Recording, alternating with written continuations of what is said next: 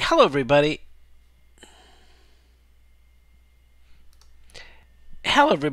In this video I'm going to show you how to upload files to a web server. So let's dig right in. The files that I'm going to be showing to you are in Canvas. So if you go into Canvas weeks 9 and 10 under the file section, you'll find all these examples. Now, uploading files, if you go to a page that has upload file control on it, kind of like Canvas does, and you choose file here, right, it'll bring you a dialog box. You can select an image and then click open, and then once you're ready to upload it, you can click on the upload button, and it's going to upload that file to the web server, right? And like I said a few seconds ago, right, you use this in Canvas a lot. So how do you make this thing work? So I have a couple files, and let's go through it, and hopefully after a couple of them you'll see here what's going on. So I'm going to skip over the basic HTML stuff, and you'll notice on line 11 I have here this form. Let me make it a little bigger. There we go. Action I set to nothing right now, and then the method is post, and then the enclosure type, this is something new. Enclosure type, that's an attribute that helps the form understand what kind of data it's going to be getting. And in this case, the value is what we call multi-part / form data. Okay, and that's the attribute, an attribute value you need to have when you want to upload files. Now the next thing you need is a hidden field, input type equals hidden, on line 12, and this is going to have a name of max file size and a value of a number. And this is a number in bytes that you want to limit the file upload to. Now, this works in conjunction with the value that you'll have set on your web server. I'll show you somewhere else, I don't know if it's going to be another video or in Canvas, where if you load up PHP info on your web server, you'll be able to see what the max file size is for the server. But you could actually specify a lower value here, and it should honor that. Now, if you set a larger number here and the file gets up to the web server, and then that number on the web server is smaller, it's going to fail. Okay? So you need this line 12 here with this hidden input. Next, input type equals file. Name equals file upload. Okay, that's a standard input control of type file. That gives you what we saw on the browser here, this thing right here, this choose file. Okay, and we have a submit button just with the value of upload. Okay, so you need this stuff right here. Okay, so the next file is uploads2.php, and the first one was uploads1.php. There wasn't any PHP in here, so don't freak out. So the next one is the same form right here on line 23 through 27, but I added some PHP here that said if the server request method was post, then echo out a pre-tag, and then echo out here on line 19 a closing pre-tag, and echo out $_files. Yes, another super global, right? Like $get, $post, right? $_cookie, okay? $_files, and then the name file upload, right? That matches this thing over here. And yes, you can have multiple controls with different names on a page. So I'm going to run this script now just so you can see what's going on here. Ready? So let me go to uploads2.php, uploads2.php. And now I'll choose a file, and I'll say, I don't know, that file right there, and I'll hit upload. And look what I get back, right? I get back, I'm using print R instead of var dump, okay? Because it does a better job here of what I want to show you. And we get back an associated array with the name of the file, and there it is, 800 pix-ibm local svg.jpg. The type, that it's an image / JPEG. the temporary file name of c:/zamp/tmp php e90e.tmp, and then any errors that may have occurred during the upload. We didn't get one here. And then the size in bytes. How about that? How about that, folks? So we can see information about a file being uploaded to the web server. Now that file is in that folder right now. So if I navigate it there, in fact, let's go there. Let me see if I can get there without breaking anything. So let me go to c:/zamp, and I think it was TMP, right? And what else? What else was let's go look at that web page. Let's go back here. c:/zamp TMP and then PHP E9 whatever. Let's see if I can find it. Maybe it's hidden. Okay, E9. Do we see it here? I don't see it. Let's go into date modified. No, so I'm not seeing it. I'm guessing that the file is a hidden file. Okay, I'm just guessing. Just guessing. Or it didn't do anything with the file since I didn't move it. But that I don't know. In fact, let's live dangerously. I'm going to delete this stuff. I'm going to go back to my page here. I'm going to choose a file. I'm going to pick that one again and open it and upload it. Okay, so let's go back to the thing here, the folder. And I don't see it on the local disk, right? See XAMPP, right? And then TMP, okay, TMP, and nothing's there. If I show hidden files, let me see if I can find that here without getting my nose into the PC. Let's see, view properties. Properties. Let's see, can we show hidden files? Hidden files right there. Yeah, there we go. And say OK or apply. Then OK.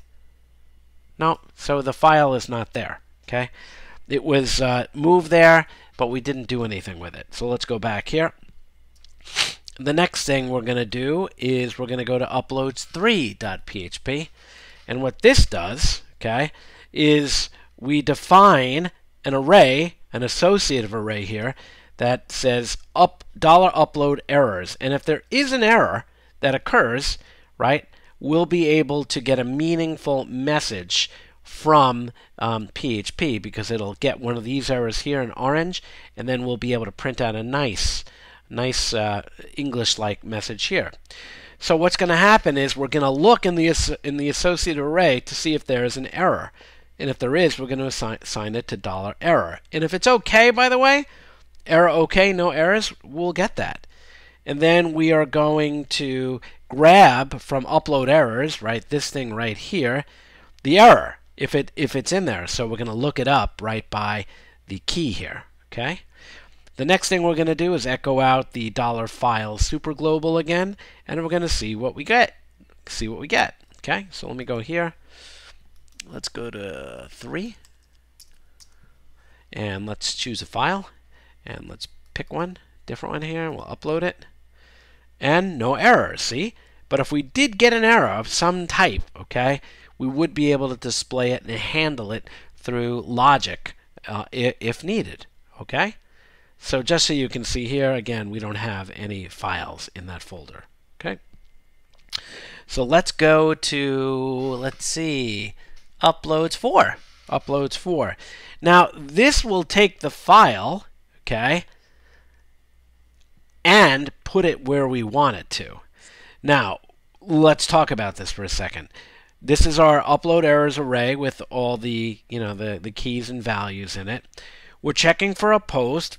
Okay, we're going to grab the temporary name of the file, okay, that you saw in the previous things, and we're going to grab that and store it here. Okay, so that's the temporary name. It's a place where it's stored on the web server that we can't see. Okay, the target file where we're going to want to move this thing is we're going to grab the name of the file here, and we're going to strip off any extraneous information, and that's actually the name of the file that you upload. And then the upload place, the upload directory, is a folder of your choice. Now, right now, that folder has to be there because I'm not using any PHP to create that folder. There is code that you can put. So let me go back to where this thing is on htdocs, files. Now I don't have an uploads folder, so I'm going to create an uploads folder. New folder, uploads. There's the folder right here. Now I'm going to go to my browser. I'm going to do uploads4.php wing there. And just to prove to you that there's nothing in that folder, I sound like a magician. Here we go, nothing in that folder. Let's go to our browser here and let's choose a file. Let's choose that 800 guy. Hit open and then upload. File uploaded successfully. And let's go to that folder. And there it is. There it is, right? So let's go back again and let's choose another file. And open and upload. And there's the file. So we're able to upload files, right, to our PHP server and put them in a folder where we'd like them to go. So what's going on here is there's a function in PHP called move uploaded file from the temporary file name to the uploaded folder, and I put a slash in, and then the name of the file. And then I put a message that says file uploaded successfully, and then any error that may have occurred, and the message there is going to be different if it wasn't successful. And then I say here, if not empty message, echo out the message, right? So if it's not empty, right, then echo out the message. Else just re-show the form. So there you go. That's neat stuff, right? That's neat stuff. So now I know you've probably always wondered in your HTML and in web design classes, how to do this kind of stuff, how to move files up. Yeah, this is the way to do it. Now, let's move on. Let's move on. So files1.php, that's another file I gave you, and this just has some magic constants in it. So check this out. I'm echoing out this thing __file__. Now note that this file is called files1.php. On the next one, I'm echoing out __line__, and note that it's on line 16. So let me show you this. So I'm going to go here. Again, these are all in Canvas for you to download. And I go to files1.php. And there's the complete path name to the file. So that is this thing right here. That's this file. So if you want to get the name of the file, okay. I showed you in some other videos how to do that with the PHP self server super global, right? And the other one here is line 16. So if we go here, it says line 16. Okay. So you can use these for debugging, right? You can use these for debugging if you need to. On line 19, it says echo out the directory name of the file, and let's go there. And the directory name is c:\xampp htdocs files. That's the name of the folder, right, and the path and the drive on my XAMPP server. Okay, and the next one is, let's see, we got the directory name, and then on line 23, I think it's a different variant of it. Let's see. No, it's actually the same thing. Okay, just to see that right here. So this thing is the same thing, and then echo file exists file name, right? So do you exist? And we should see, yes, the file exists. It's a directory.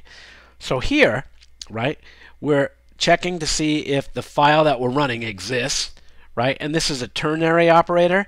I covered this maybe in week 8. Question mark, it's like an if statement. It's saying if file exists file, yes, the file exists, or no, the file does not exist, all prefixed by an echo. So look up the ternary operator if you forgot. And then line 31 says echo out, is this thing a directory, right? ... Yes, it's a directory. No, it's not a directory. So ... is the current folder, right? So there you go. There you go. I hope this helps. In fact, oh wait, there's more. There's more. So I have another script for you called files and directories. And if I run it, let me run it first. Let's see. I think it's called files. Let's go back to the let's go back to the editor here. It's called files underscore directories.php. Files underscore directories.php. And there it gets a listing, right, of all the files and information in this particular folder. That's pretty neat. So if I had a bunch of images in here, right, here's uploads, right? You see uploads? And I'm not getting the contents of uploads. I'm just getting the contents of these other folders, okay? Now, see right here, echo get current working directory. And that was the first line that came out, the C:/htdocs, right? Files, file name. Actually, yeah. See what happened though? See, it kind of got a little weird. It got rid of the space there. Okay, that's a bit odd. I need to look to see why that happened. And then make directory new. Try creating a new directory. So do we have a folder called new? There it is right there. So let's just try one. Let's just call it Taco Bell. Create a new folder, make directory Taco Bell. And if we go here and run the script again, oh, we had an error. Good, errors are good. Oh, Taco Bell quote. Let's go back. Let's run it. And I need to run it again. There it is, Taco Bell. So it created a new folder. A new folder. See, it says here that these things are files, but they're actually folders. Okay, so let's carry on. Do you remember from the prior file that we can use is directory, and we can put a name in here to determine if something is a folder or a file? Yep, you can do that. Other things you can do: view contents of directories, open directory, read directory, close directory, and then start at the current directory. This logic here will loop through, right, and get all the files reading from the directories. And then I close the directory down here. And then another approach is to read the contents of the directory into an array. So this does scander. Scander, it reads in the directory and then uses the for each to iterate through all the files, okay? So take a look at this stuff, play around with it. Look on php.net and the docs if you have any questions. I quickly went over this thing. I hope that you will go through and figure out what some of this stuff does. Okay, if you have any questions, you know where to find me.